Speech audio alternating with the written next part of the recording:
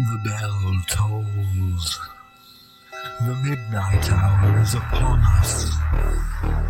It's time once again for two internet strangers to discuss the good and evil of the horror genre. So sit back, relax, and enjoy the terror within the Hallow-Holics Anonymous podcast. Okay, Maddy's back from Japan, and for some reason she wrote me a letter telling me to meet her at this strange abandoned apartment complex to record this week. Nothing out of the ordinary there.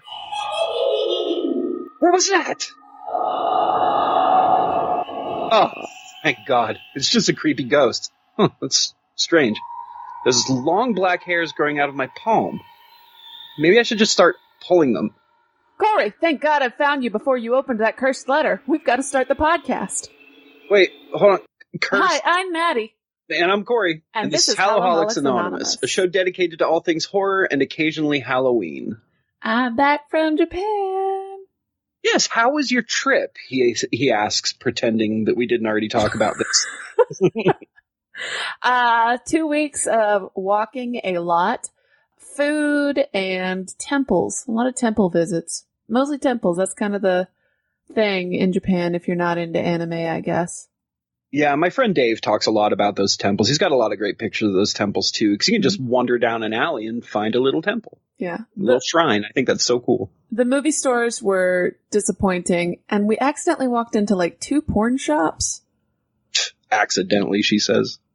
Yeah, actually, one of them they tried to trick me into walking into, and like when the elevator your door. Your friends or the people who work there? My friends. Okay. When the elevator door opened in this one like little shopping complex, they were like, "This is our floor," and I looked around and I saw the boobies, and I was like, "This isn't our floor."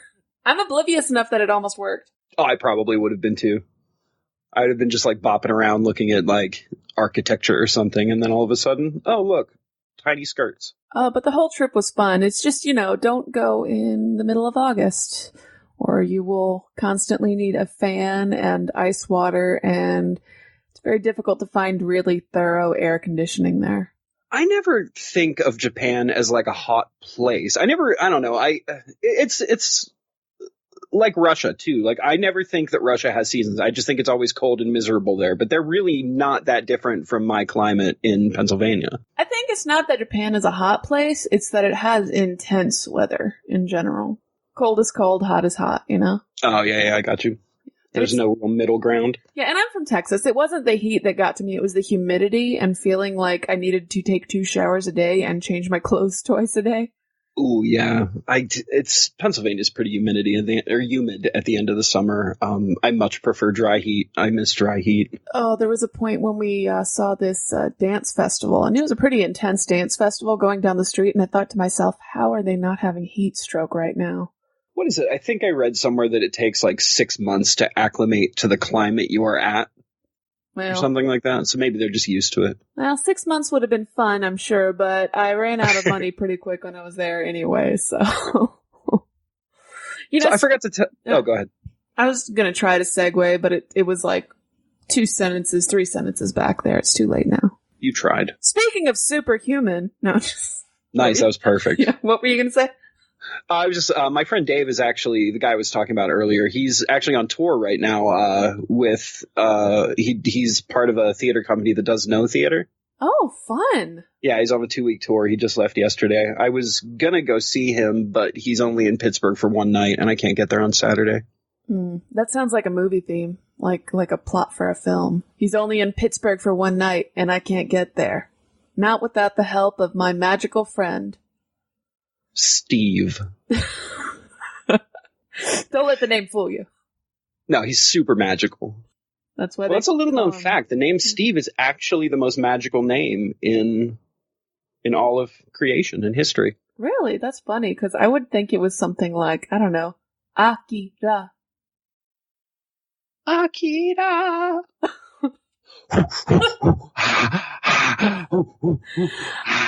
I really expected you. He wasn't hyperventilating there. He was singing. I'm mixing the. I'm doing a. That was my. What's it called when you mix songs together? What's a song montage called? A medley. Medley, that's it. We're gonna get this song into shape. So, being that I went to Japan, the topic for this episode is some Japanese stuff. Yeah, and accidentally super brutal Japanese. Well, not accidentally when it comes to Akira, but I completely forgot how brutal Corpse Party was. Oh, holy cannoli! It's one. I'm not sure I've seen any anime more brutal than that one. In like, I'm not sure I have either in that way. As far as like, I've seen a decent amount of anime, but I can't like, guys. If you know of anything more brutal than the Corpse Party OVA, please tweet at me. I guess Elfin Lied might be. No, it's not. No? No. I guess that's more towards, she's just murdering adults, I guess. Well, no, and it's not that she's seeking out to do it. She's got a split persona. Yeah. Corpse Party is just a corpse party. We're gonna take a brief segue over to Elfin Lied land for a minute. I have never been able, I've had the entire series for 15 years now. I was in college the first time I saw the first episode, and I have never watched more than the first episode because that was such an intense half an hour. The way that show opens with her just running around with her crazy invisible razor tentacles. That I watched that and I'm like, oh man, you guys, have you ever seen Elfin Lied? You got to watch this part. So I'd watch that first episode again, and I just never made it to the rest of it. That's how I feel about Lex. I've gotten through the first season and a half, but I can never move past it. And then it's been so long since I've watched it when I decided to go back to watching Lex that I have to start from the first episode, which is a 2-hour movie, and it's a vicious cycle. Yeah, the only Lex I've ever watched, where they were renting out the first few episodes as movies, one of which had Dennis Hopper in it. I forget what it's called. It's something about Eating Pattern, I think it was called. Yeah. They had some big names in a few episodes, but yeah. Yeah. But yeah, I've seen those movies, and I think I've tried to start the series twice, but it's just never hooked me. I think you're either a fan of Lex or you're a fan of Farscape, and I'm a huge fan of Farscape. True. And I'm not crazy about Farscape, even though it's related to Jim Henson, right? Yep. And that's how our podcast died, guys. It's been fun. Farscape is my all-time favorite science fiction series ever made. I'm not saying it's bad. I just couldn't get into it. How far did you get? Half an episode. Oh, see, when the main character, John Crichton, when he changes his pants, it gets really good. For the first... Okay. For the first season, he wears his astronaut outfit. And I think somewhere in the second season, he changes into the Peacemaker clothes, the other human-looking race. They're called the Peacemakers. Or Peacekeepers. And once he changes into leather pants John Crichton, everything gets cooler. But yeah, that show is, the good of that show is directly related to what kind of pants John Crichton wears.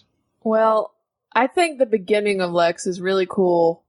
I think it starts really solid. That's all I'll say about that. And does Stanley wear leather pants in the beginning? No, you don't want Stanley. I'm not sure. You don't want to see Stanley in leather pants. You don't know what I want. He's this wheedly little guy who has a big responsibility and absolutely no sense of courage other than the sheer force of self-preservation. That's another reason I'm surprised I could never get into it, because I love main characters that are that, I know it's a comedy and they play it for laughs a lot, but I love that, yeah, well, that's true. But I love that the main character is that flawed. He's just a huge coward. Oh, well, what about the Poetry Man episode where Tim Curry's hologram tries to impregnate Stanley? I didn't see that one. I'm trying to get you to watch. But I just pictured, instead of, I know we're talking about Stanley from Lex, but all of a sudden I just pictured Tim Curry trying to impregnate Stan Lee from Marvel. Oh, no! And he's dead, Maddy. That's not okay. Oh, God. No, seriously, I know this is a really off topic, but I gotta say, the villain in Lex is one of the best science fiction villains everywhere. He's this all-consuming shadow that possesses corpses, and when he's ready to consume a new body for himself, portions of his shadow go into his old brain and they put them in jars that can communicate with each other as the ancestors. It's so bizarre. Wow. Yeah. What were you saying? Without spoiling anything, is that Shadow bad guy? Like, well, number one, is he like the main bad guy for the series? No, the Shadow does get destroyed. Okay. That's not really a spoiler because all the bad guys always die in that shit.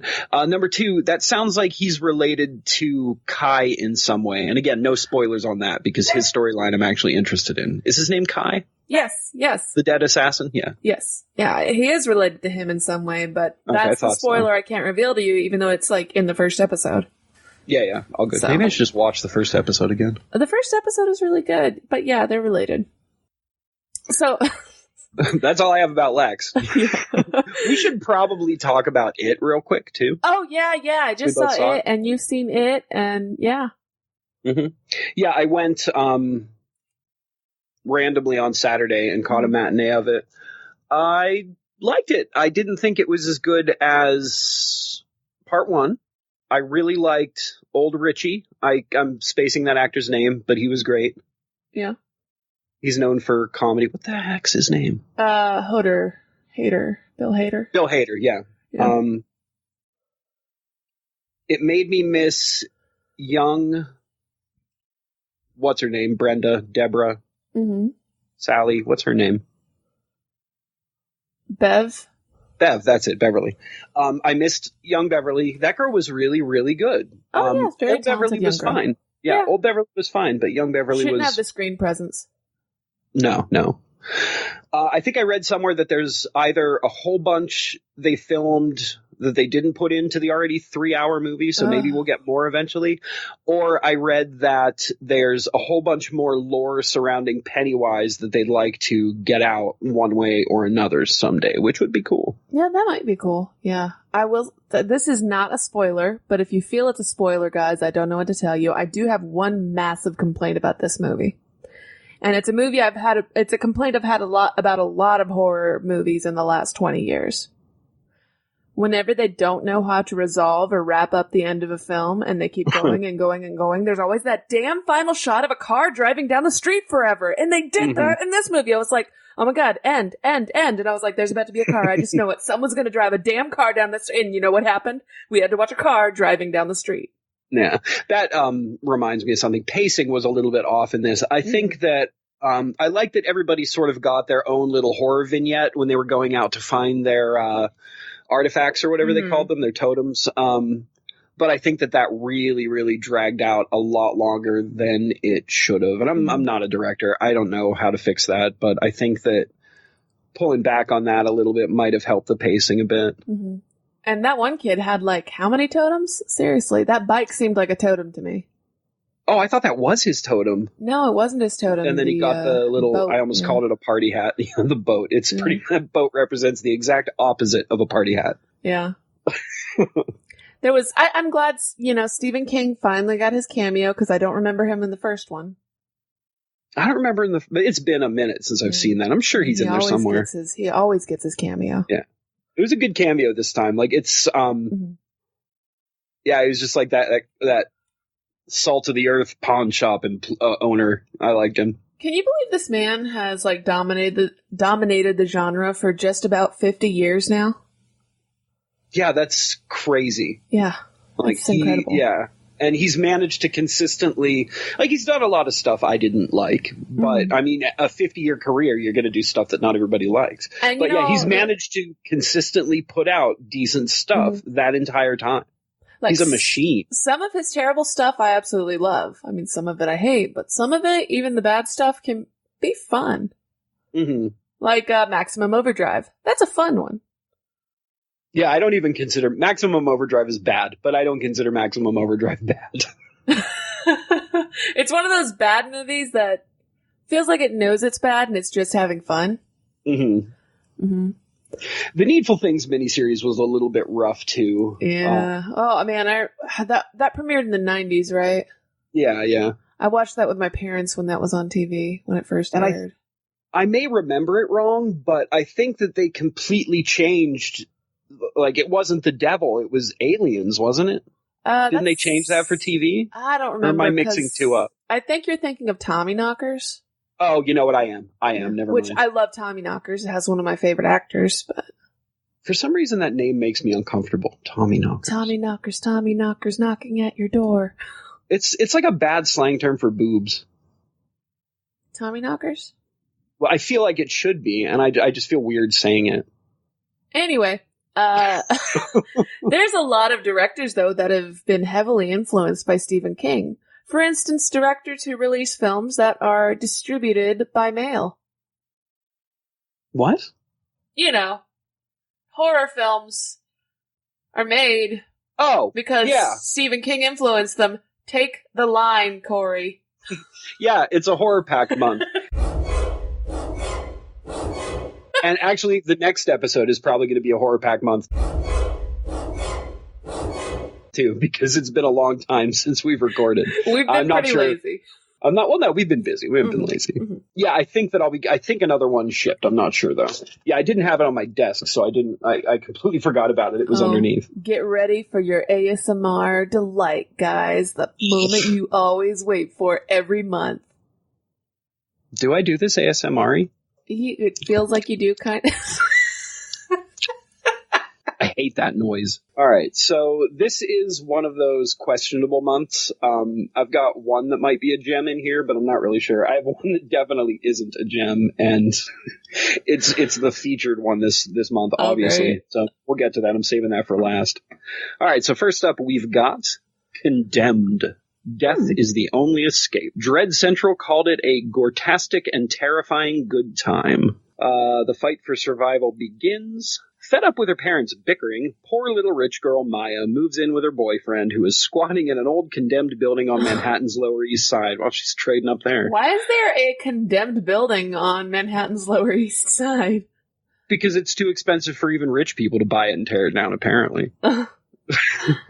With neighbors that are meth heads, junkies, and degenerates, this depraved hellhole is even more toxic than it appears. After a virus born from their combined noxious waste and garbage infects the building's residents, one by one they succumb to a terrifying pathogen that turns them into bloodthirsty rampaging killers and transforms their building into a savage slaughterhouse. So this is basically that Cronenberg movie. Only instead of doing it, it's airborne. What's that one movie? Not Slime City, but the other one? You know what I'm talking about, right? Yeah, I do. I can't think of the name, though. That's what it sounds like, though. It's another one of those weird meld horror films. Mm-hmm. I don't know. Now that I read the back, this sounds Street a little Trash? better. No, it was Slime Street City. Trash. I was thinking Street Trash. Yeah, Street Trash is the one with the homeless people, but Slime City is the one with the people in the apartment, right? I don't think I've seen Slime City. At any rate, yeah. Yeah. So yeah, I don't know. I'll give this one a watch someday. I know I say that about every one of these, and I never do, but I will. All right, next we've got from the executive producers of The Ring and The Grudge. That means nothing. The executive producers, from the guys who gave money to these movies, comes this other movie. From the guys who gave money but didn't really have any direct influence because they didn't give enough money. Right. So this one is called The Echo. Again, we've got a... Dread Central just must not hate anything. Dripping with tension, they say here. And BeyondHollywood.com says, quote, terrifying. You can probably pay Dread Central for reviews, I bet you. Yeah, maybe. It wouldn't surprise me, unfortunately. Guys, pay Dread Central to give us an amazing review, please. So Twitch calls this a moody piece of work. They can't mean the streaming Twitch. I don't know. Doesn't matter. Fear and paranoia seep from every wall in this tense, creepy psychological thriller from the producers of The Ring and Dark Water. Jesse Bradford from Flags of Our Fathers and Bring It On is Bobby Walker, fresh out of prison and living in his dead mother's apartment as a condition of his parole. Wait, do you think they were specifically like, you have to go live at your dead mom's house? That's really weird. You parole can't condition. Go there, just your dead mom's house. Plagued by eerie echoes emanating from the building, Bobby's terror mounts as he begins to suspect that his neighbors had a sinister hand in his mother's death and could come for him next. A lot of anti-urbanization messages in these films, huh? Yeah, and it doesn't really stop either, although I don't know about the next one. Yeah, so the next one is the Horror Pack Limited Edition. It's got Brad Dourif in it, and he's in a cool jacket with gloves. So It is called Malignant. This is from Fangoria, a twisted and unsettling story of the dark side of science. A grieving man, Alex, Gary Carnes, falls victim to a rogue scientist, Brad Dourif, of course, who uses deadly methods to cure addictions. Unaware that he's become the latest experiment, Alex passes out from drinking and wakes up to find stitches across his chest and a gruesome video showing a murder. Now he must confront the scientist and overcome his terrifying treatments or face the ultimate horror. Now, is his addiction e-cigarettes? What are you trying to say? Are you judging me? Oh gosh, you vape. I have a lot of shame. Of course you vape. That I vape. Yeah, I'm not proud of vaping, but I'm very glad that it's not cigarettes. I'm gonna be quitting vaping very soon, though. Oh, there's this. If there was anything that ever convinced me more to never pick up an e-cigarette, it was this awful like sci-fi channel or sci-fi movie on Netflix, low budget, futuristic, and this one dude who's supposed to be this big badass army general, instead of smoking a cigar like you would picture that stereotypical character to be smoking, he had an e-cigarette, and I was like, are they trying to be edgy here? Because it just looks ridiculous. They did that in Z Nation as well, but they made it ridiculous. Like, I think they were all like vaping zombie pot. Yeah, so that's Malignant. I'm curious about that one. I'm always curious about the Horror Pack limited editions, even though, again, I never watched them. Well, Brad Dourif's got my vote. Agreed. Maddy, you ready? Got your favorite movie right in front of me. Oh boy, what movie do you have? World War Z. Brad Pitt. Zombies acting like waves. It's a steelbook too. I own a steelbook collector's edition of World War Z. Why did they think the world needs a steelbook? I don't know. Honestly, I don't hate this movie. I don't like it. I will never watch it again. I rented it like the week it came out on Blu-ray back in the day. I thought the whole like zombies moving like this unstoppable force was kind of a cool thing.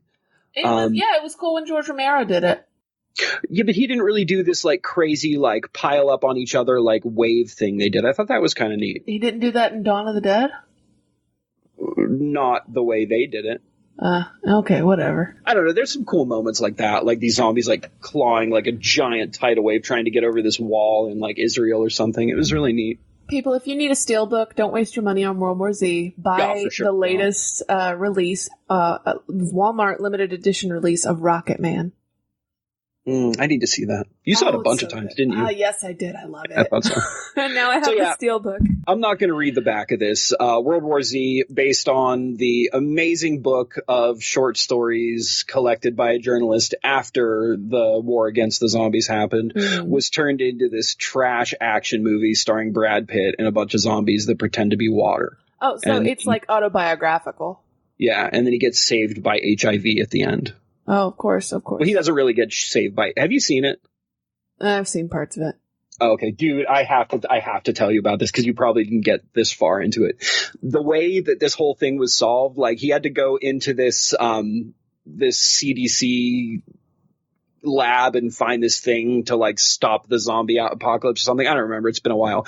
But they figured out earlier in the movie that zombies won't eat people if they're sick. So he ends up like shooting himself up with all these random diseases and he doesn't actually know what he's shooting himself up with. And of course, one of them is like, there's no cure for this. If you accidentally do this, you're going to die. So of course he didn't do that and everything ended up fine. But yeah, he injected himself with all these diseases and the zombies left him alone. It was so stupid. Wow. Yeah. So that is stupid. Yeah. That's like anti-Last Man on Earth twist. Mm-hmm. It's terrible. But yeah, that was Horror Pack this month, guys.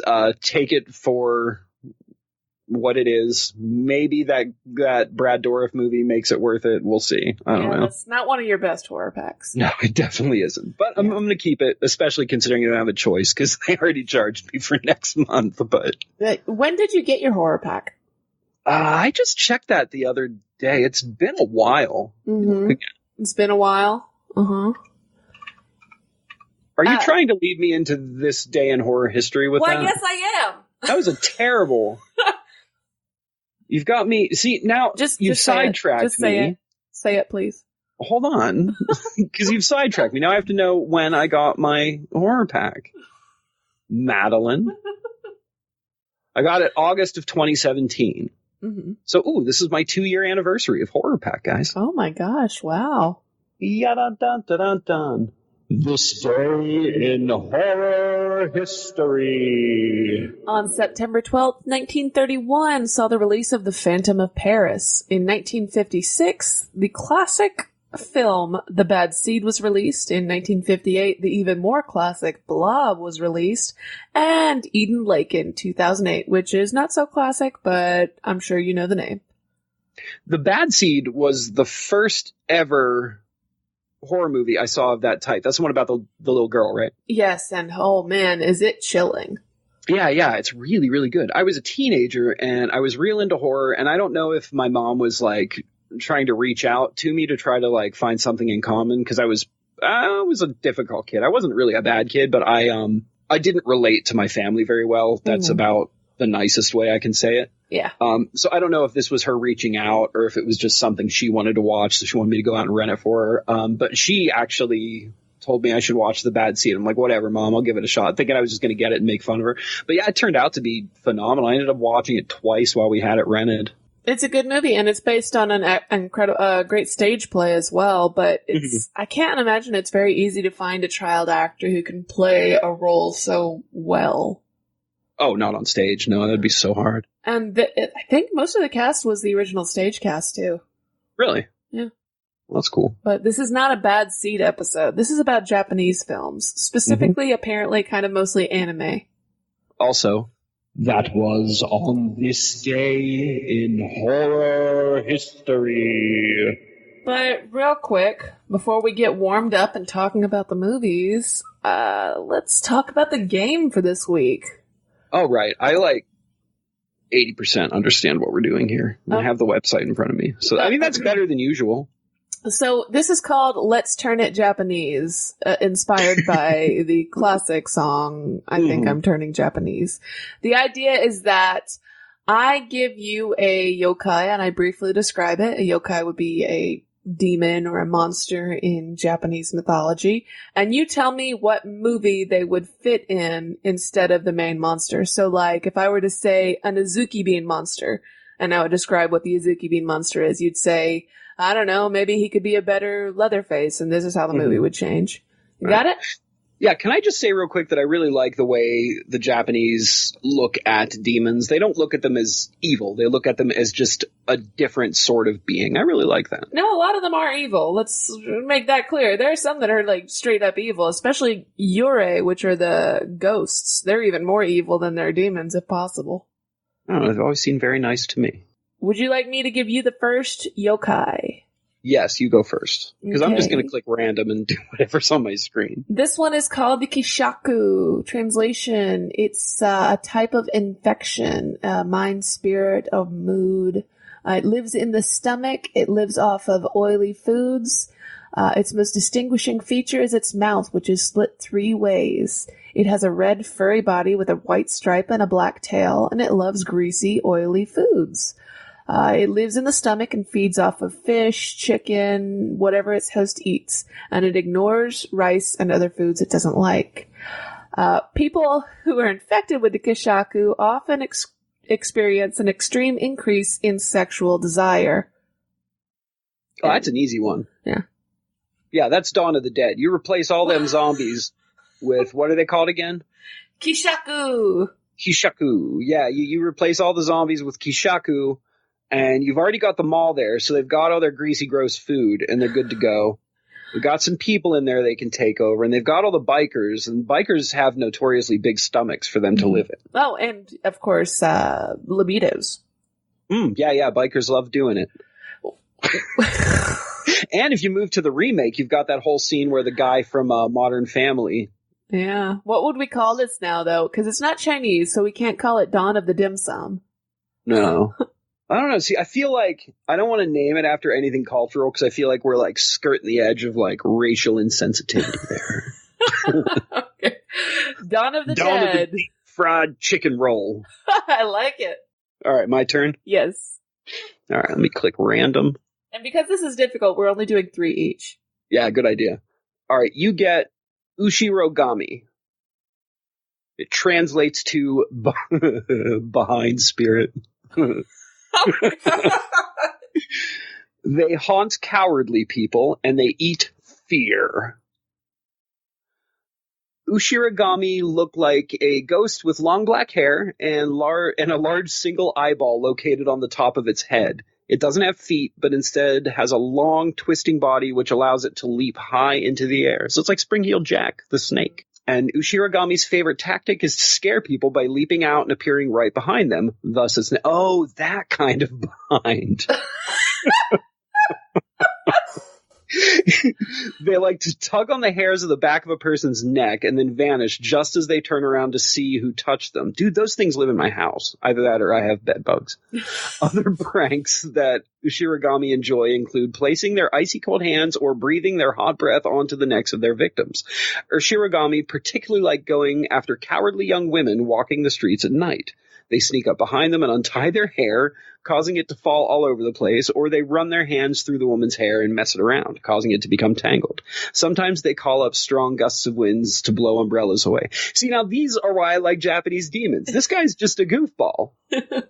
You don't want me to read the origin, right? No, you don't have to read the origin. Yeah. I guess it's the Ushirogami. That's what you call it? Ushirogami, yes. Ushirogami. I guess it would be a much more PG-rated version of Nightmare on Elm Street, then.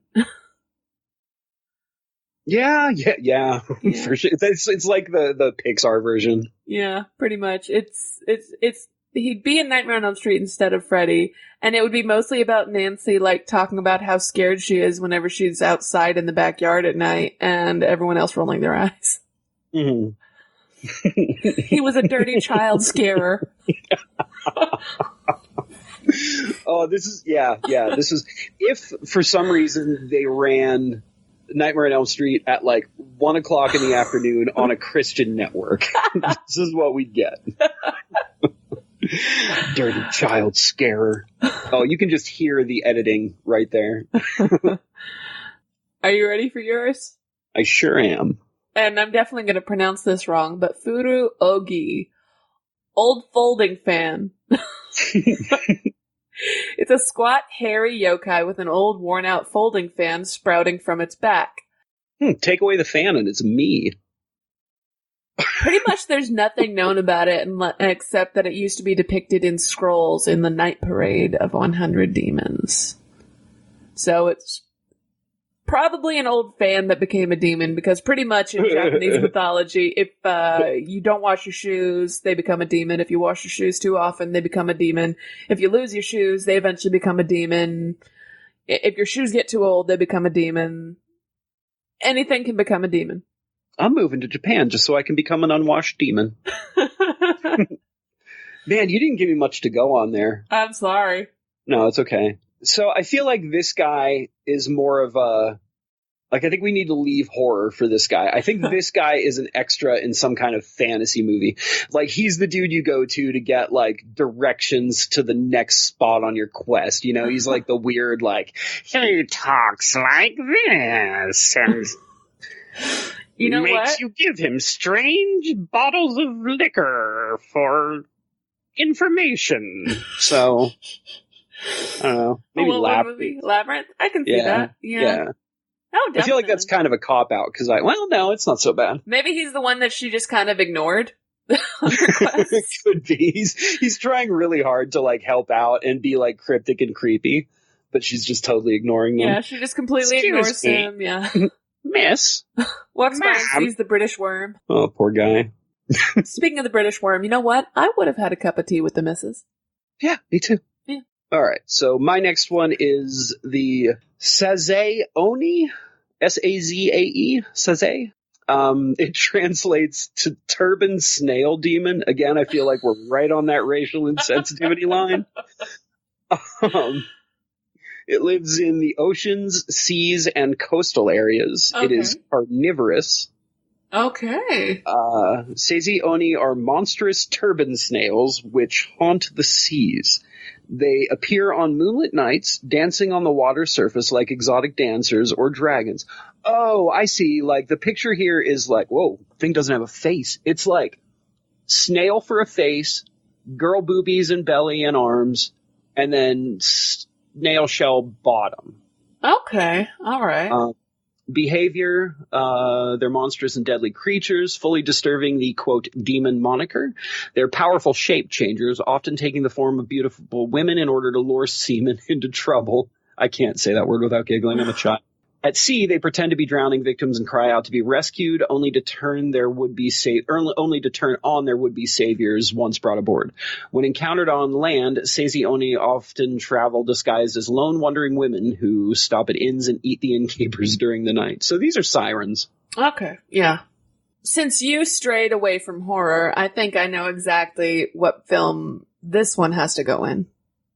Mermaid? No. With Tom Hanks? Oh, even better. Just picture that song. Wee! Do, do, do, do.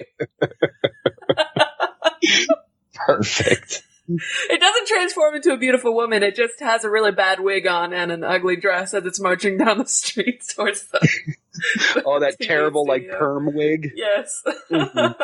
All right. Are you ready for your final yokai? I am. Okay, this one is called the Kenmun. Translation, water spirit. It lives off of mostly fish and shellfish. Its main weaknesses are octopi and giant clams. They are hairy water and tree spirits. They look like a cross between a kappa and a monkey. A kappa is like a river or ocean kind of monster thing, an ugly one. Mm-hmm. Their bodies are covered in dark red or black hair, and they have long, thin legs and arms. They're a little bit bigger than small children. They have sharp, pointed mouths, and there's a saucer-like depression on their heads, which holds a small amount of oil or water. They also smell like yams and drool a lot. It this can't is be something. Tootsie. No. I'm going to go documentary on this one. Okay. This is something that the crocodile hunter, before he passed, stumbled upon. Oh, now I just remember that awful South Park joke, and I'm gonna shove my finger in its butthole. Well, I wasn't going to say. Well, what's this thing called again? It's called the Kenmun. Yeah, I wasn't going to say that Steve Irwin put his finger inside the Kenmun's butthole. That's weird, Maddy. Why you'd say something like that? Crikey! What we've got over here is a Kenmun. I can't do an Austrian accent. Australian. I apparently can't say Australian either. But yeah, can't you picture it like this little, like, weird little red monkey beast and Steve Irwin crawling around on his knees and hands, screaming about it into a camera? I could definitely see that. Yeah. You know, this could actually be a conspiracy theory film. I'm changing it. I'm inventing a movie for this to work. Okay. All right. So what we've got here is Steve Irwin's out in the Japanese bush. I assume forest is what they call it. No, bush. All right. The one Japanese bush, it's in Tokyo. Right, that's it. He's just walking around this bush looking for Kenmun? Kenmun, yes. Kenmun. So what happens is he's out in the woods and he finds one, but they don't really exist, or people. Japan doesn't want the world to know they exist, so it becomes this like game of cat and mouse where Steve Irwin's got to hide this footage, and he gets back to Australia and he hides the footage, and then he goes out on the water. And then all of a sudden, the next thing you know, you hear that Steve Irwin, or actually in this case, since it's only influenced by the life and stories of Steve Irwin, it's whatever you want to call. We'll call him Jim Johnson. Oh my god, that is the most inspired name I've ever heard. Yeah, it's also kind of porny, but we're going to keep it. He gets killed by a stingray, we think. Uh-huh. But a few years later, and this all happens in the first like half hour of the movie. This so is what like have we nailed in this episode so far? Racism, now like insensitivity. I changed the names to protect the innocent. Uh-huh. I just did it way later than I should have. But it had to be a stingray. Right. Well, I mean, see, that's my point. That's where the conspiracy is. See, it wasn't really a stingray. It was an elite group of Japanese super soldiers acting on behalf of the government to silence Steve Irwin and to get the footage. But, okay, so all this happens in the first half hour, and then we fast forward to, like, 10 years later, whenever his daughter's old enough to, like, be a person instead of, like, a little kid. And there's a knock at the door, and Corey Feldman opens it, and he says, Mr. President? No, but close. She finds the footage. Uh-oh. And then she goes on a globe-trotting adventure, it could be with Corey Feldman, to find this beast and to prove it exists, to save her father's name and to prove what really happened to Jim Johnson. So yeah, that's what that's that. Okay. I'm not going to tell you the ending though. I would just like to say, I'm sorry, Steve Irwin. We miss you. Because I really do, man. I love that guy. Oh gosh, that movie sounds terrible. Terribly brilliant. You just figured out a way to wash out the Kenman from that story. You got rid of that poor little thing in the first 5 minutes. He comes back, though. They find him towards the end and everything. This is an uplifting film. Oh, okay. About revenge. All right. My last one. I'm gonna completely destroy this. I should probably just spell it out for you, but I'm gonna try to say it first. Yoijize. Oh my god. Here, I'm going to spell it for you. You tell me how to say it. Nyoijizai. Nyoijizai. Nyojaize, maybe? Nyojaize? I don't know. I don't speak Japanese. That sounds more, but you were there. Yeah. Anyway, the translation, a pun meaning both free staff and exactly as you please.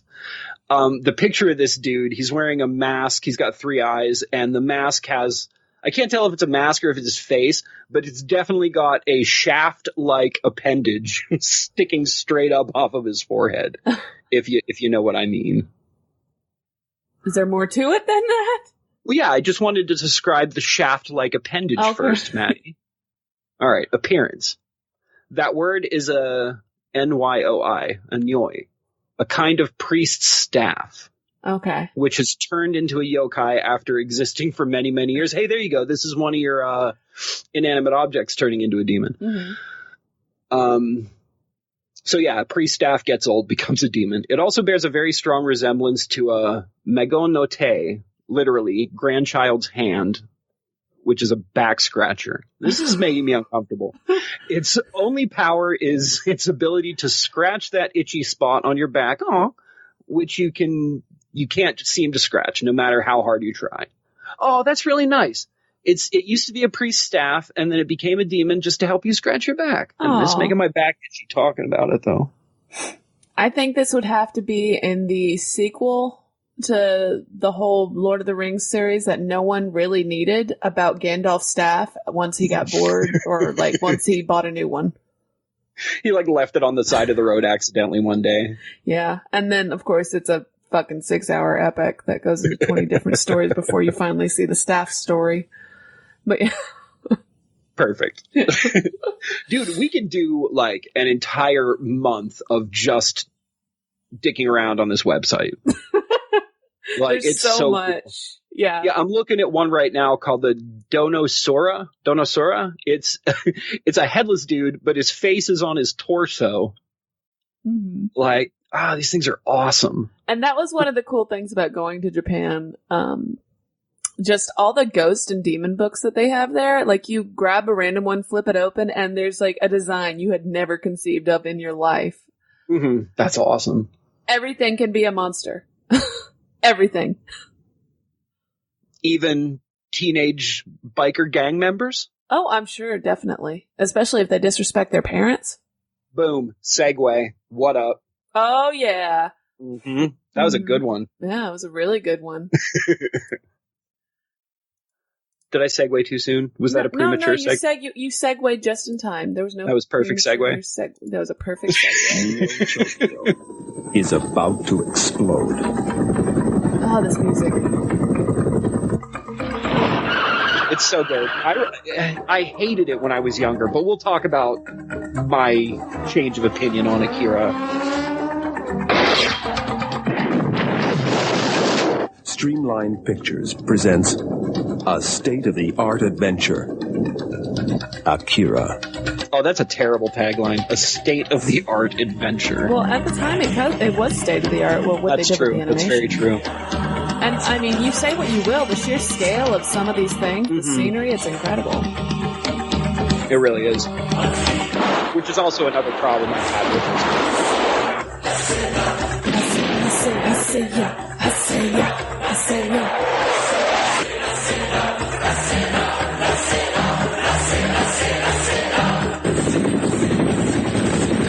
They're really just showing us like little cool clips. They're not really telling us much story here in this trailer, guys. Right. Which is the sign of a good movie. Because you don't know the whole story. You're just like, oh, all of this looks cool. I want to see this. I don't know what it's it's about. just completely selling you on the aesthetic. Yeah, which, again, I think is how a movie trailer should work. I agree.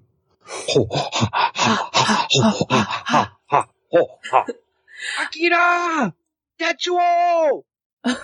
Sorry, go ahead. A psychic That's something I've been doing for like 25 years of my life, is yelling Tetsuo and Akira occasionally when it's mentioned. A psychic boy throws a hissy fit and destroys Tokyo, simultaneously starting World War III. Years later, a teenage psychic has another hissy fit and the cycle repeats itself. Also, the government engages in some serious child abuse. And that's Akira.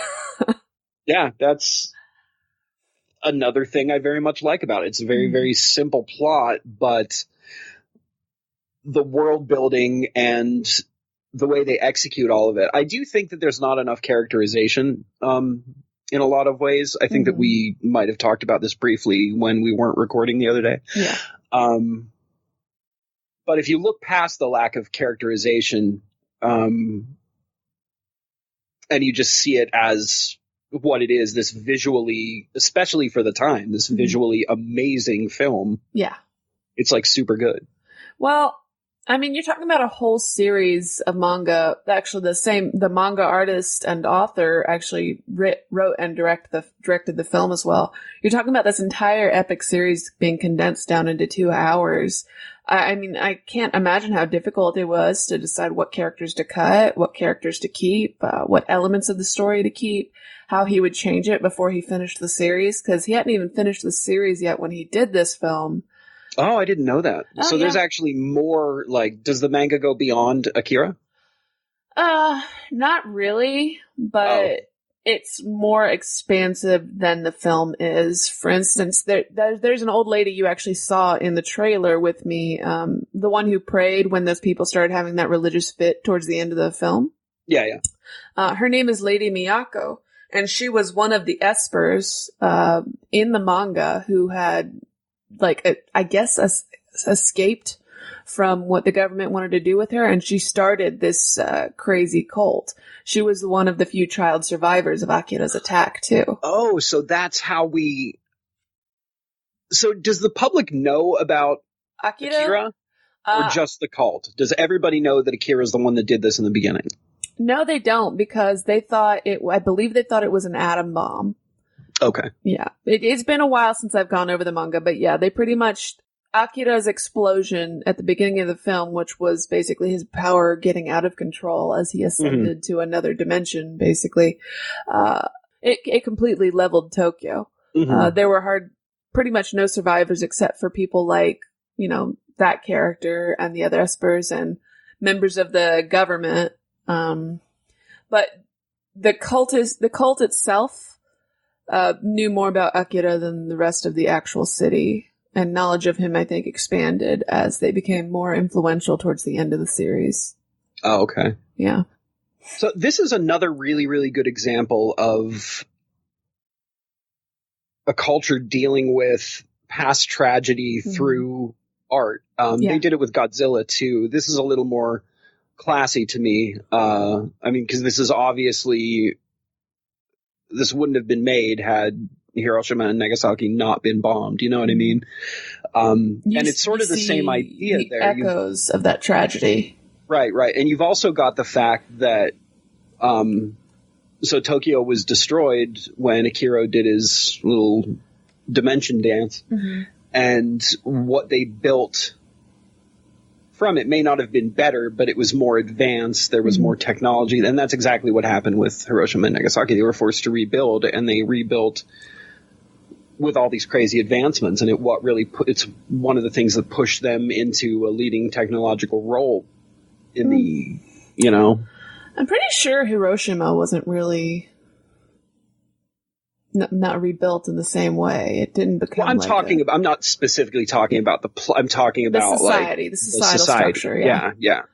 It's also kind of odd in this story how history seems to cycle, because this is set in Japan, and this was released in 1988.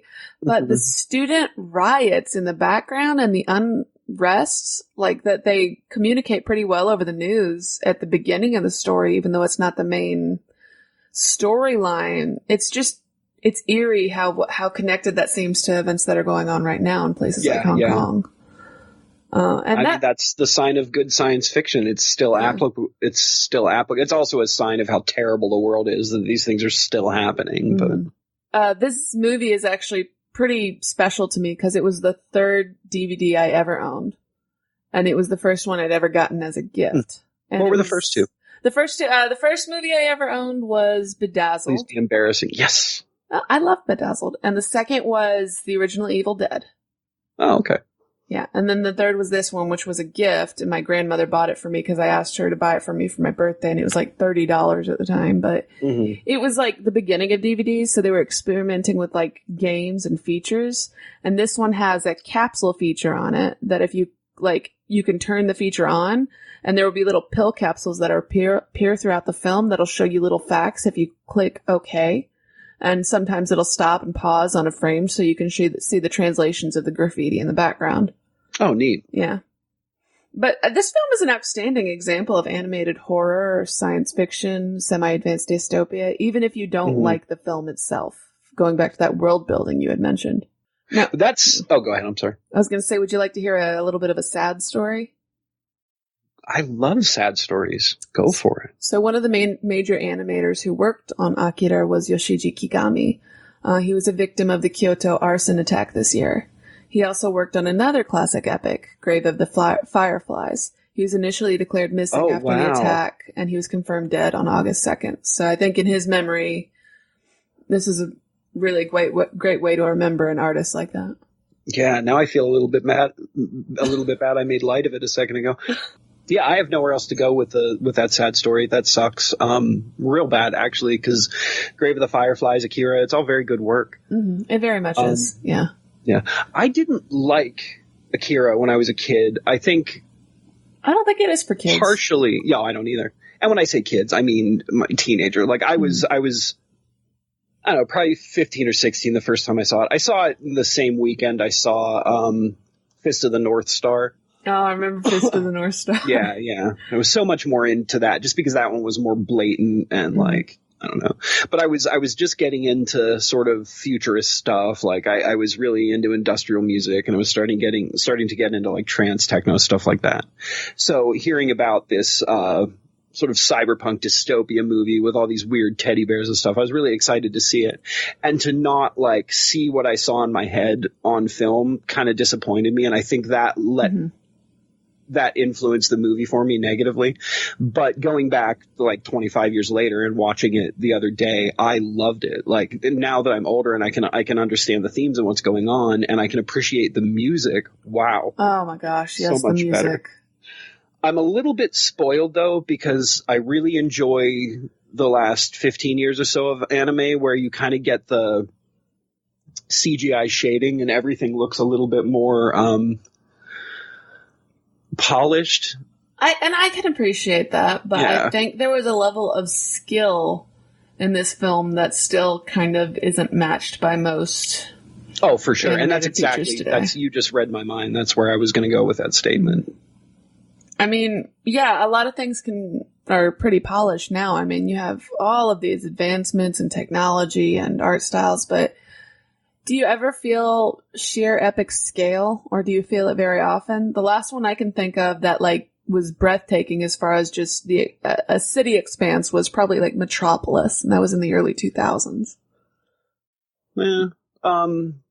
I don't know. I think that Ghost in the Shell kind of did it for me too. Oh, Ghost in the Shell was before Metropolis. Well, if you... Are you talking about the series? I can be. Yeah. But that's sort of... I like Standalone Complex better than the movie. But no, you're right. Like, there's not a whole lot. And Standalone Complex has the CGI sort of shading going on and stuff. So, now, yeah, you win. One reason that some of the skill seems a little advanced in this is because the actors were actually filmed first and then animated later to properly animate the physical action and the movement of their lips. Not really rotoscoping, but a form of meticulous referencing that still is not a common tactic today because it's just far more time consuming, so it costs a lot more money. It sounds really time consuming. But knowing that, if you go back and look at it and just pay attention to how the characters move and how the lips move and all that, it flows so well and it looks so natural. Mm-hmm. It's not rough. It's not like oddly abrasive or fast to show motion. It looks like people moving. And there are so many phenomenal sequences in this film, just on a conceptual level, too. I love the bedroom sequence. I love it. With the dancing teddy bears and the teddy bear mech and stuff. Yeah, the disturbing giant dolls, the creepy music, the fact that it's the other psychic children, like, trying to kill him. Oh, when I was a kid, that scene blew my mind. And the fact that, like, I didn't know what progeria was, and this movie is what made me learn about the disease progeria. Well, the kids don't have that in this. I know, but I thought they did. And at the time I didn't know, and I explained it to one of my teachers, and she's like, "Oh, it's probably this. You should go read a book about it." Mm-hmm. AKA, get away from me, Corey. You're annoying me with your weirdness. So to explain this a little bit better, guys, the main character, it's Tetsuo, right? Tetsuo is the one who, he's a member of a motorcycle gang, and he's kind of like the leader's friend, but Kaneda, but he's kind of always second banana. He can never do anything as well as any of them. Yeah, he seems like he's a little bit younger, and it seems like, the leader of the gang is always like getting him out of trouble and saving him, and both he and Tetsuo are kind of sick of that dynamic, I think. Yeah, well, it doesn't help that Kaneda is always kind of putting him down, too. Yeah, that's true. Yeah, but he gets into a crash when he nearly hits one of these children in an accident, and that actually wakes up some latent psychic abilities in him. So the government kidnap him, putting him in a hospital. And one of the children can see the future, and she realizes if they don't do something about him, that he could destroy Neo-Tokyo all over again. Is that how you think that the power was already inside of him?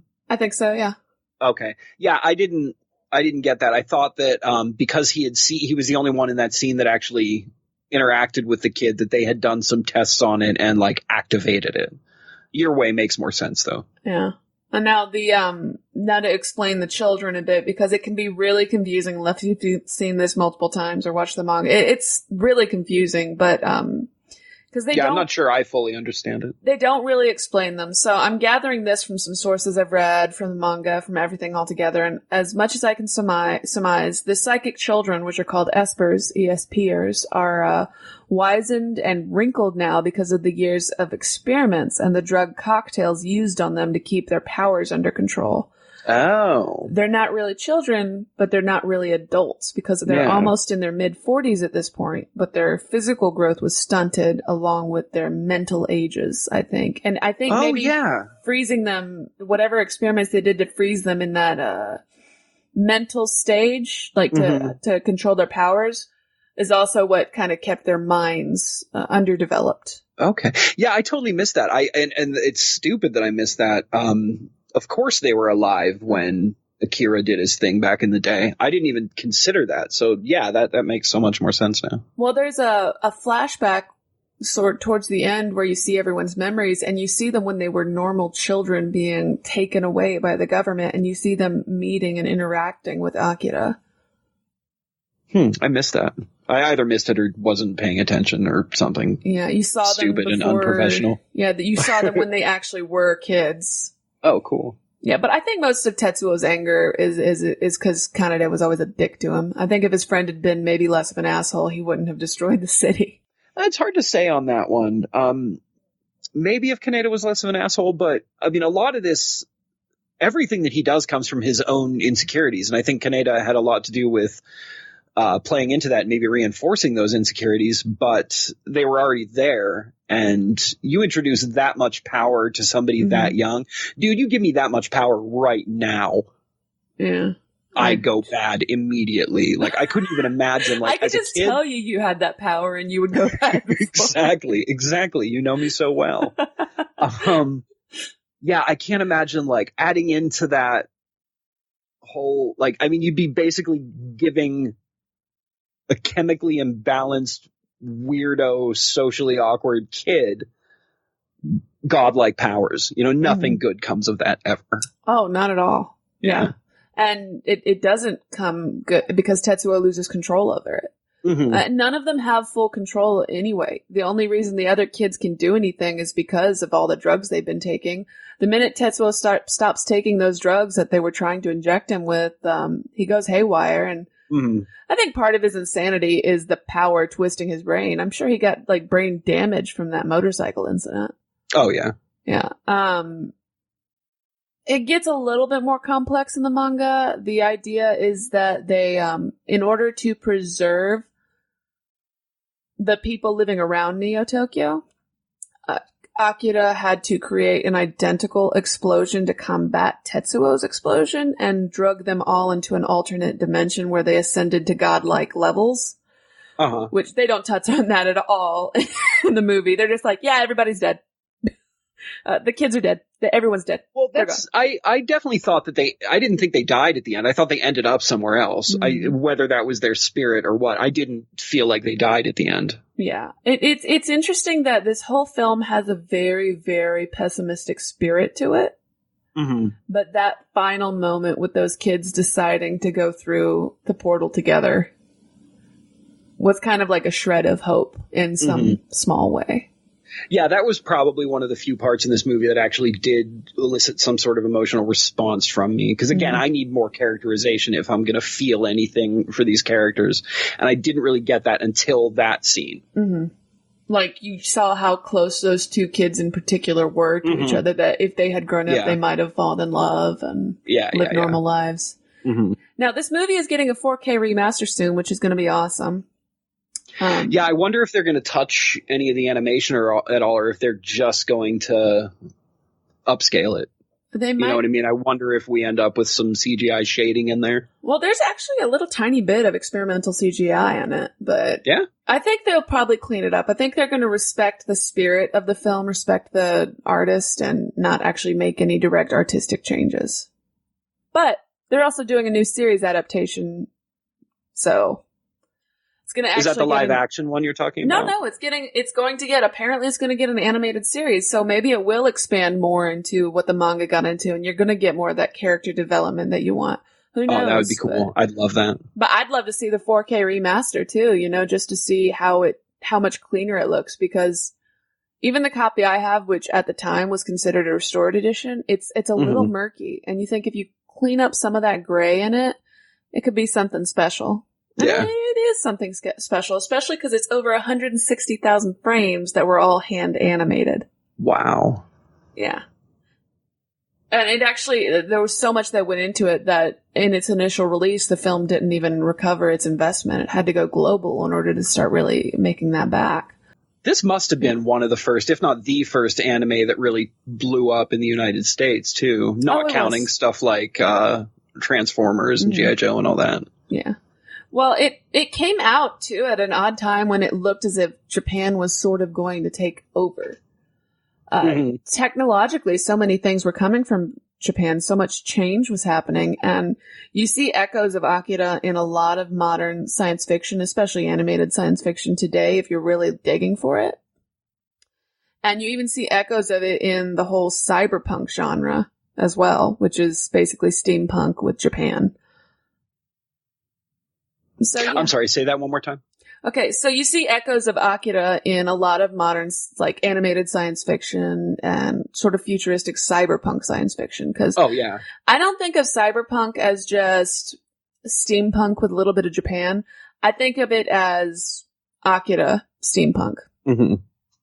Yeah, cyberpunk is so much. I don't think steampunk has nothing to do with cyberpunk. Cyberpunk is a thing that, number one, cyberpunk is a thing that actually exists. Cyberpunk's always been about using the tools that the rich corporate drones have created against them. You know what I mean? That's always at its core. That's what cyberpunk is about. It's about these fringe people fighting those in control. And that's essentially the world we live in now. Mm-hmm. You know what I mean? It's very close to that. Steampunk is goth kids if they discovered brown. You know, it's no, even more than that. Steampunk it's something that's never existed. You know what I mean? They just invented this fake thing. I mean, I know that steam engines and all that existed, and it's an alternate history, blah blah blah. But it really, like, the whole steampunk subculture came from nothing. It's not really grounded in reality. But cyberpunk to me is. I think of Jules Verne as, like, the ancestor of steampunk, but. Yeah, no, you're right. You're right. But still, like, what I'm saying is you can't, like. I can't relate to anything steampunk. Not to say that I dislike it or anything, but I don't understand why there are steampunk bands. Most of the times those are just industrial rock and roll bands, you know, capitalizing on a term. It's not something based in reality. Cyberpunk is at least based in reality, if that makes sense. No, it does. It does. Yeah. Yeah, it's not just trying to design a piece of technology in a film to make it look cool and old and new at the same time. It's using what we have, and yeah. So I should clarify, I really only dislike steampunk as a subculture. I think as an art form, it's fine. You know, like I will watch Steamboy, I will read the original steampunk comics, that's fine. But I just hate people who wear brown Victorian clothing and glue gears onto their goggles and hats. So speaking of, I guess you could say art and Japan, you know, one really cool artistic thing Japan has. What's that? Origami. Oh, God. Yep. Origami and paper dolls. Do you want to play Happy Sachiko? It would be a really quick game if we played it, because there's only two of us. Let's do the trailer first. Perfect. I didn't even watch this trailer. I'm really spoiled. You will be dragged into the world of deepest malice.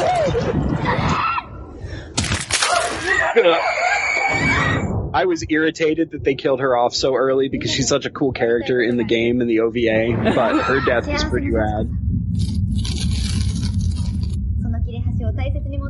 If we all keep the paper using this charm, we will be connected forever. This looks like the subtitles may have came from the version I watched. We're going to talk a lot about that in a minute. Yeah, the version I watched had decent subtitles. Must be nice. Wow, that was abrupt. I know, that music is a little out of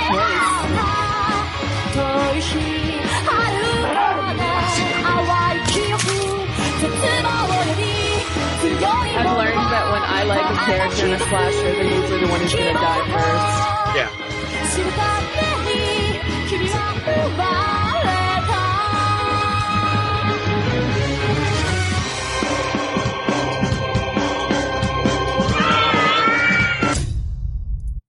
Okay, do you have your paper doll ready? Hold on, let me find it. So how does this game work, Corey? Yeah, we got to do this right or we're screwed. So we've got to say, is it please Sachiko or Sachiko please? One is the reverse and one is the... I think it's Sachiko if you please. Okay. Of course, we could just say it in Japanese to be sure. How do you say that? Sachiko onegai shimasu. Sachiko onegai shimasu. Yeah. All right, we've only got to say it twice because there's only two of us. Well, no, but there's also Sachiko. We have to say it the third time because Sachiko's here. Oh, okay. Yeah. So, yeah, we have to say this 3 times, and we have to rip our paper, and as long as we keep our paper forever, we will always be with each other, Maddy. Okay. We'll be friends forever. Okay. All right. So say the Japanese way again. Okay, Sachiko onegaishimasu. Sachiko oshigaishimasu. No, onegaishimasu. We Onegaishimasu. gotta do this right, Corey. All right, I'm ready. Okay. 1, 2, 3. Sachiko onegaishimasu. Sachiko onegaishimasu. Sachiko onegaishimasu. Rip! All right. So, Ah, shit, I've lost my paper. no earthquake. Did you lose it, or did somebody take a complete character 180 and steal it from you for no reason because they needed to further the plot? Oh, I hated that so much. It didn't make any sense whatsoever for her character. No. But we'll get to that in a minute. The first thing I would like to talk about, the version I watched had the worst subtitles I have ever read. Ever in my life. Like, I'm not exaggerating either. I've watched a lot of very low budget foreign movies, and I have never. This must have been. They must have used some sort of text to speech engine to do this. So I've made a little game for you, Maddy. I have picked 5 lines from the film, and I want you to translate them. Okay. Now, there's no winning this game, and there's no losing this game, because most of these I have no idea what they're saying. So this isn't even a trick. Like, if you don't know it, don't feel bad. Okay. All right, we're going to start with an easy one. You ready? Okay. All right. I do not leave this world with child. Not without my baby. No. Oh.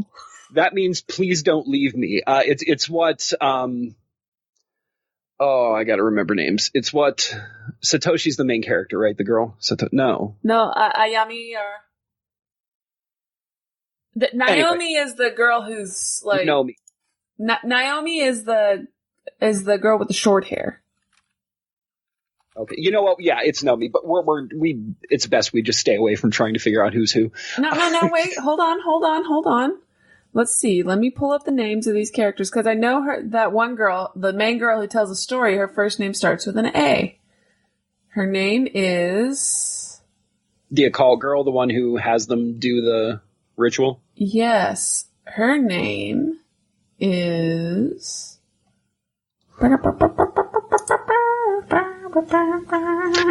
Ayumi. Ayumi. Yeah, okay. Yeah. All right. So if we're not going to, like, if we don't know somebody's name, we're just going to skip it, because if we keep going back to try to figure out these characters' names, we're going to be here all There's night. little sister, there's love interest, there's blonde guy, there's teacher. They all have their quirks. I've got some of them in my head and some of them in front of me. We'll be okay. All right. So the first one means please don't leave me, because Seiko was leaving Naomi and running up the stairs. Mm-hmm. And Naomi was like, please don't leave me. And she turned around and came back. So that was the first one. So number 2, I think it is Happy Sachiko dry. If not, I suggest that everyone involved in. Now this will not become a Shoremarsh, you go to you it. I am sorry. Would you like me to read it again? Yes, please. I think it is Happy Sachiko dry. If not, I suggest that everyone involved in. Now this will not become a Shoremarsh, you go to you it. I am sorry.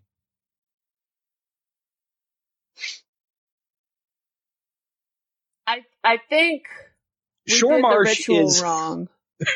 I'm sorry. Maybe I'm having a stroke. This isn't actually a game. So Shoremarsh is what Yoshiki, the blonde kid's name, is translated to occasionally for some reason. Yuya's name is occasionally Blog. But I don't know. It's very weird. I'll get to that. What does this mean? I don't know. I have no idea. And it doesn't get any easier from here on out. You might as well just watch it without subtitles. Yeah. Here's another easy one. Sort of. I would like to please people who look at this video. Please, Salvation Murdered Children, end this curse. Please, anyone who's watching this video, end this curse. Yeah, I think that's what that one was. I just really I would like to please people who look at this video. I like to think that the last thoughts that old ghost hunter guy had was, I just want to make people happy with my video.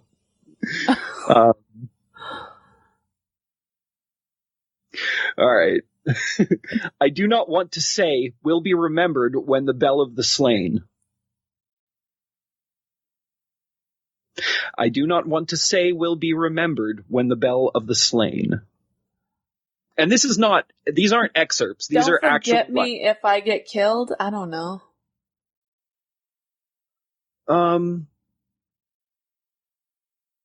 I don't know, because this was around the time when Ayumi was switching out the paper leg. Oh, I really did hate that she did that in the movie. Yeah, me too. All right, so here's the last one, and then we'll get into all that. This is my favorite. Why has ZZ Zai? He is so important to you. I do not want you to die, and Tetsuya Nakajima blog has it.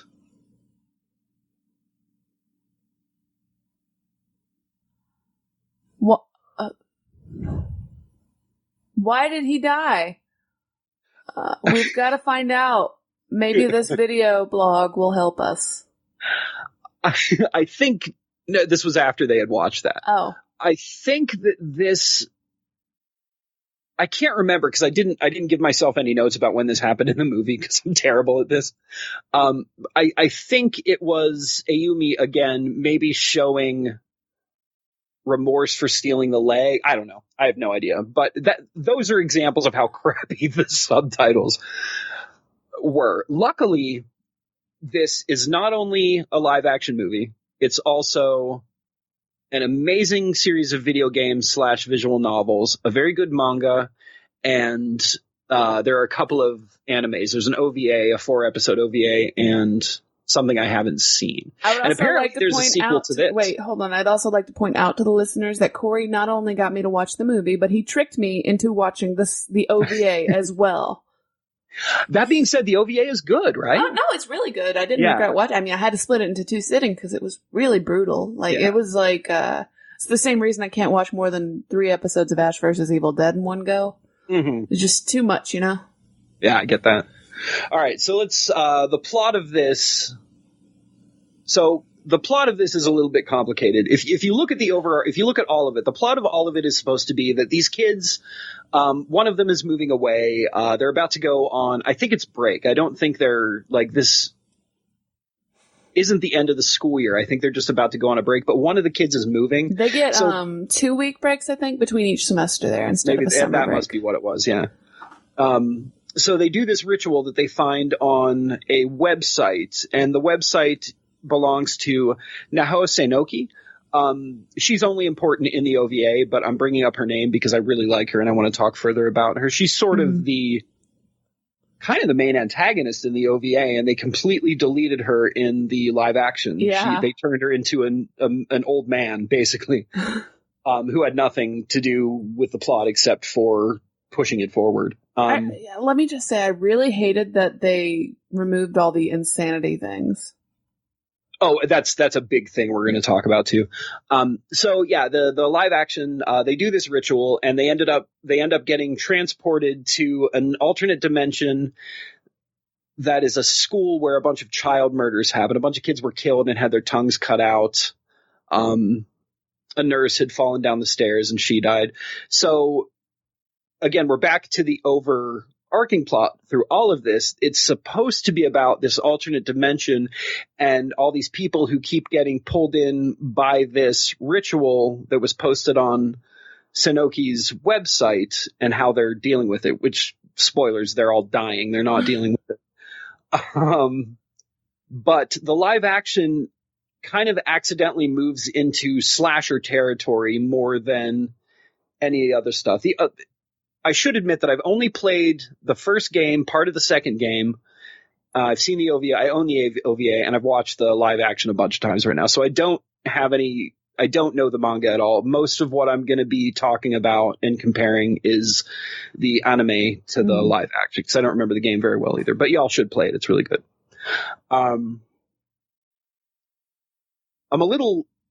The biggest disappointment, and I think this goes along with your insane thing, or your insanity thing. The biggest disappointment I have about this movie, it's not good. It's number one, it's not good. It's terrible. The gore is okay. It's not terrible. I've seen worse. I've seen much worse, yeah, but it's disappointing. But, and it's a little, because I was going into the movie knowing what the actual story was, so I think it might have been a little more disappointing for me. They basically took this story about these kids going, and not only did they have to fight these killer ghosts in this alternate dimension, but they're all being influenced spiritually by these ghosts and by this dimension. They touch on it a little bit at the end of the live action, but a lot of the stuff that happens in the cartoon and in the game especially happens because nobody's in their right mind, because they're being not really possessed, but I'd say influenced by these spirits. They're being, their minds are being twisted and corrupted. Right. Like Seiko, if I remember correctly, in the game, hangs herself because she's being influenced by the ghost. Like, that's why she goes in there and gets into position. And the only thing they kept in that was the fact that Naomi came in because she may have been full out possessed at that point. Mm-hmm. She came in and helped her down, like helped her die, like pulled her down and choked her. So they took this really neat sort of ghost story and just turned it into a slasher movie. Mm-hmm. Which turned the most tragic character in what I can assume is the manga as well, but the OVA and the game especially, the janitor, he was definitely a person with mental disabilities. Mm-hmm. He did most of this stuff because the principal and I think Sachiko's spirit pushed him to do it. You know, he didn't want to do any of it, but they erased all of that just to get a big guy with a sledgehammer in the movie, you know what I mean? Yeah. Now, I will say he did an admirable job in the role he was given. Oh, yeah. I think everybody did. They were all like the little girl who played Sachiko was creepy. Mm-hmm. He was creepy. I think the ghosts all did a really good job. Mm-hmm. I love the fact that they kept in the game when you're wandering around the school, you see this wall in front of you at one point, and it's just, and the game's not told, there's nothing linear in this dimension in the game. It's what the hell was that? Uh-oh. Sorry, there's ghosts in my room. Dun, dun, dun. Well, you're not a scared little girl in an alley, so you're fine. It's true. How do you know? Did it let your hair down, Corey? So you're wandering around in the game and you see this wall that's just covered in gore and you're like, ooh, that's gross. Wonder why that's there. And then later on you find out it's because of, who is it? I can't remember. One of the characters gets supernaturally smashed up against that wall by two ghost children. Moving girl. Yeah. Girl who's gonna move. Yeah. Yeah, the one. Yeah, that's right. The one that's gonna move. Her brother's the one that discovers her too. I did like that they kept that phone call. Yeah, he's her brother. I thought he was her boyfriend, or like a guy who really liked her. I'm pretty sure he's her brother. Oh, well then, it's really weird how sexual they made the whole "don't look at me, don't look at me."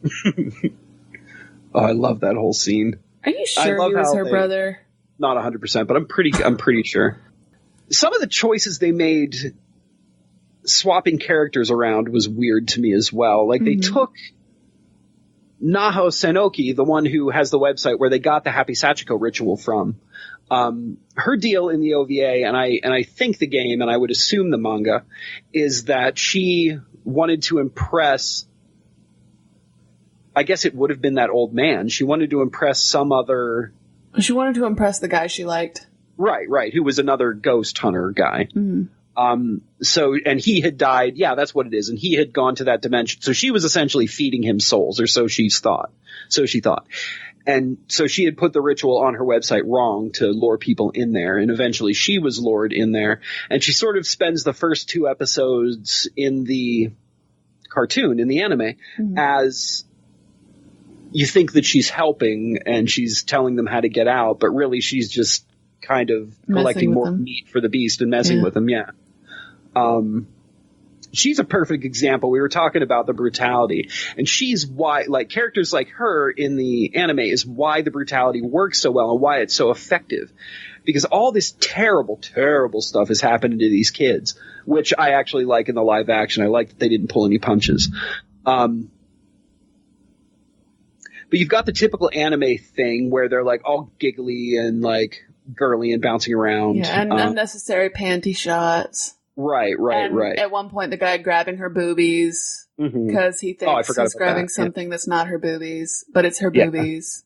Yeah. Well, I mean, this is one of those deals where you have to look past the fan service. I'm specifically talking about the sort of over-the-top comedy you get in a lot of animes. In a lot of anime, you get that in this, which is what makes it so jarring when they die. A child gets her tongue cut out in front of you and they die.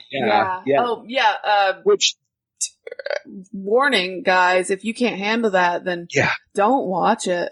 Especially in the live action, I think. The live action, Yuka's death in the live action is actually worse. And major spoiler here, guys, because they made her brother do it.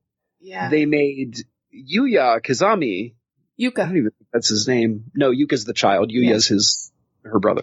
In the end of the live action, Yuya beats Yuka to death because Sachiko made him think that it was her he was punching. He was punching Sachiko, but it was really Yuka. And at this point, she had already been stabbed with an umbrella. She had already had her tongue cut out. She was already nearly dead. So the last thing she's a middle schooler, not a high schooler. Yeah, right. She's like 13, 12 years old.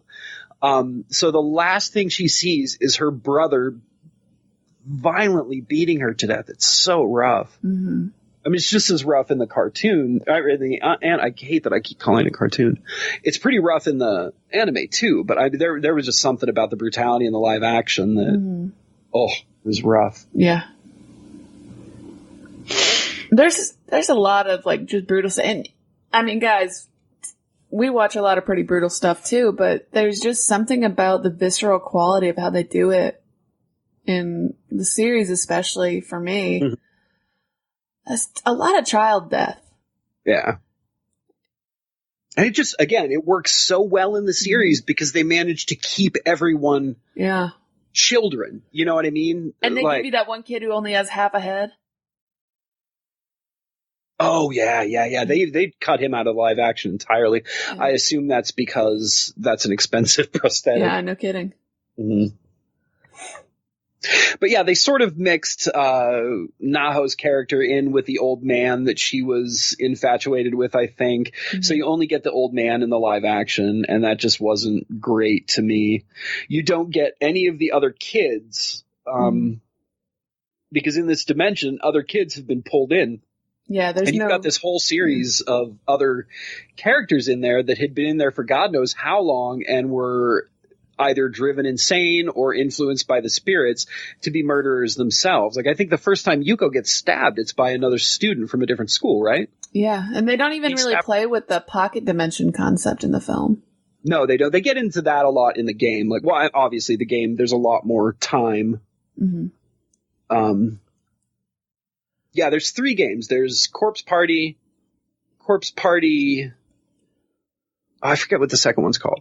And there's Corpse Party Blood Drive. The first 2 are basically the same game. The first one is the manga, the OVA. It's all that stuff. The second one goes back, and it happens during the first game. And you sometimes jump back into the characters in the first game, but you're playing other characters too. So the second game, you're sort of playing through side stories in the first game. Mm-hmm. If that makes sense. And the third game I haven't played yet, but I'm pretty sure it's a new story. I could be wrong, though. And I play these all on my Vita, my PlayStation Vita, by the way. I think I can understand cutting back on the characters. I can understand cutting back even on just explaining at length the concept of pocket dimensions, because that's, you can only fit so much into a film. I can even forgive getting rid of all the details about the characters going insane and it just being this one group of kids. But I can't forgive what they did to Ayumi's character in the film. I did not like that change. Yeah. Oh, I can't believe I almost forgot that. See, this is why I shouldn't accidentally delete my notes. Mm-hmm. Yeah, Ayumi, it doesn't make any sense. In the OVA, Naomi loses her student handbook, which is where she kept her scrap of paper, which they need the scrap of paper to get back. Yeah, because they ripped up this doll that sent them into with their ritual, like the one we performed. Sent them into this dimension. And they can only get back if they do the ritual in reverse. Right. And in the anime, I think that Yuya gives Naomi his piece, and that's why it ends the way it does. because he doesn't have an actual piece. Mm-hmm. And it makes not only is Ayumi, so okay, sorry, back to this whole thing. So Ayumi, halfway through the movie, all of a sudden becomes a psychopath. Yeah. Finds the student handbook with Naomi's piece in it and keeps it because she's secretly in love with Yuya or whatever. Actually, is Yuya even the right character? It looks like him. She's in love with the love interest guy. Yeah. I just have him in Big front brother. of me. Yeah, I think that's it. It doesn't matter. Oh no, it's Tet something Mochida. I'm sorry, I've been saying the wrong name. Okay, she's in love with him. You're in love with him. Sorry, I'm trying to find his. See, now this is why I don't like obsessing about names. So we're just going to call him Mochida because I can't find him. Mm-hmm. So yeah, Ayumi is in love with Mochida. Mochida is in love with Naomi. Ayumi is jealous of Naomi, so she all of a sudden in the live action becomes a psychopath and steals this thing and ends up backfiring her because Ayumi and Naomi are the only two to survive. And they get transported back, again, spoilers.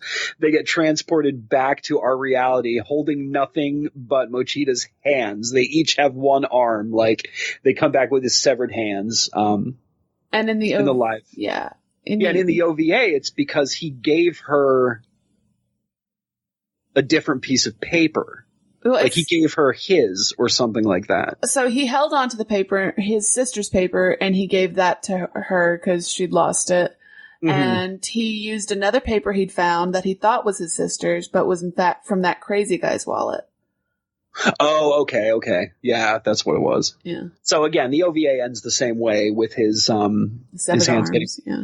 The game didn't end that way for me, but I got I think everybody survived in my playthrough. I think I might have cheated and used a guide. Yeah, there's a bunch of endings. There's like, I don't know. It's all these visual novel, slightly role-playing games for the Vita always have like millions of endings.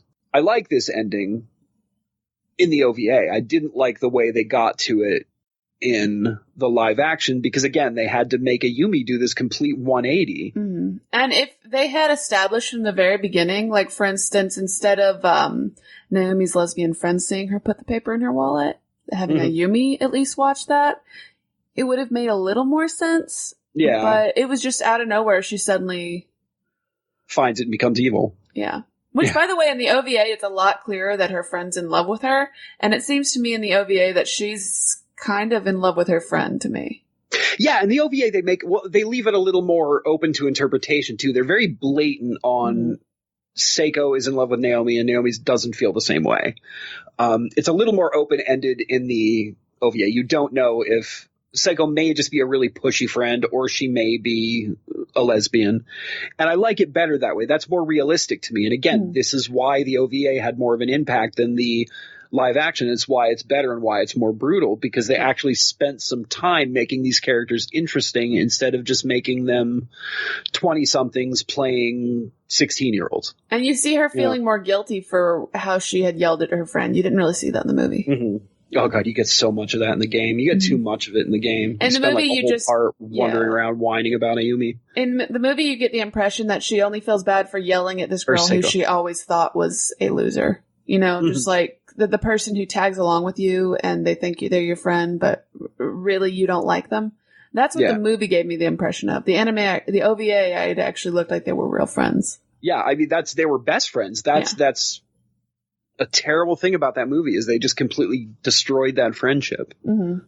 Oh, it was so frustrating. But you know what? Both the live action and the OVA have some great gore and some great effects. Yeah, I did want to touch on that real quick. There's a lot of sledgehammers to the face moments. A lot of really gratuitous overkill with that sledgehammer. A lot of faces getting stepped on and smashed. Oozing brains and blood and guts. Yeah. I did really, the only thing I think I liked that the live action did that the cartoons or any other version didn't do is I really liked that Yoshiki, the blonde kid, got that hero moment at the end. Mm-hmm. You know, where he got to fight the janitor and win. Like, I thought that was cool that, like, he kind of got a moment. I liked because he didn't really get that. Yeah. I did too. I really liked Yoshiki. Mm-hmm. I really liked the teacher too, and the teacher has so much to do with all the other forms of media except for the live action. Like, she's just there to die in the beginning, but she's got a better death in the OVA. She's just she dies generally twice. more. Yeah. But her death is so sudden. Her actual death is so sudden and so brutal, and just comes at the perfect time where you're like, oh my god. Yeah. So apparently there's a sequel to this movie. It's called Corpse Party Blood Covered. I don't know anything about it. It goes back to Naomi and like it's Book of Shadows. It's Corpse Party Book of Shadows. I'm sorry. I read over it briefly, but it goes back to Naomi's story, and she finds out she can go back and save her friends, travel back in time or something, and that's what the third game's about. Yeah. Yeah, the third game is this. So this must be the third game. What we're looking at. Okay, I gotcha. Oh, now I want to play these again. Who's got time for that though? Ain't nobody got time for that. Yeah. I don't know. Do you have anything else to say about Corpse Party? I'd say it's a roaring good time. Not much of a party, though. No, not at all. No, it's definitely misleading. Yeah. Lots of corpses, though. True. If I had to break it down for you guys into what you should watch, I would say don't bother with the movie unless you want to see a vapid plot with some decent gore. You can get better stuff from other places.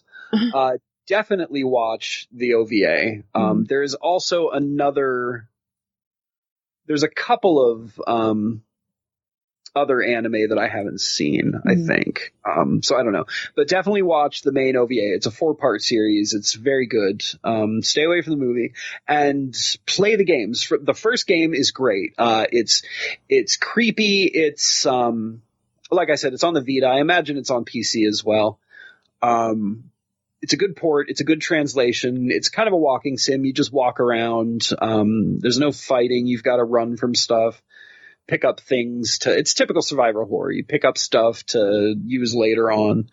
But they use a lot of, they called it binaural audio, but it's just sort of spatial audio. So if you play it with headphones on, like, I spent a good 2 weeks, like doing nothing but going to work, coming home, laying in bed and playing Corpse Party. And the spatial audio in the game is so cool, because you can like feel the ghosts behind you sneaking up on you. And it's just like the soundtrack super good. Oh, it's so eerie. It's so much fun to play in headphones. So if you take anything from this, dear listeners, is at least play the first game. I would watch the OVA as well. But yeah, the games are so much fun. They're probably like your computer would run them too, Maddy, and they're super, super cheap at this point. I bet you could get them on Steam for a couple of bucks. Okay, well, enough peer pressure.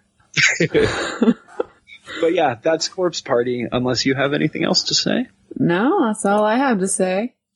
All right. In that case, you can find us. Yeah. Oh, you're first. That's I'm right. I'm first. I'm always first. My bad, yo. If you want to check out our blog, you can find us at hallow-holic.blogspot.com or hallow-holic.wordpress.com. You could tweet us at nowhere23 or by searching the Twitterverse for Hallow-Holics.